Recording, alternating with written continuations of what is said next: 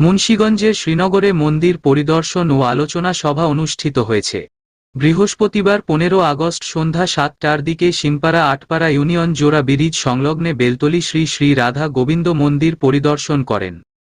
এ সময় বেলতলী পূজা কমিটির সভাপতি গোপাল দে এর সভাপতিত্বে প্রধান অতিথি হিসেবে উপস্থিত ছিলেন উপজেলার বিএনপির সভাপতি শহীদুল ইসলাম মৃধা। প্রধান অতিথি তার বক্তব্যে বলেন, বৈষম্য বিরোধী ছাত্র আন্দোলন করে যারা দেশ স্বাধীন করেছেন তারা হিন্দু পরিবারের সন্তান, মুসলমান পরিবারের সন্তান এবং বিভিন্ন রাজনৈতিক পরিবারের সন্তান। তারা দেশকে ভালোবেসে রক্ত ঝরিয়ে সরকারের পতন ঘটিয়েছেন।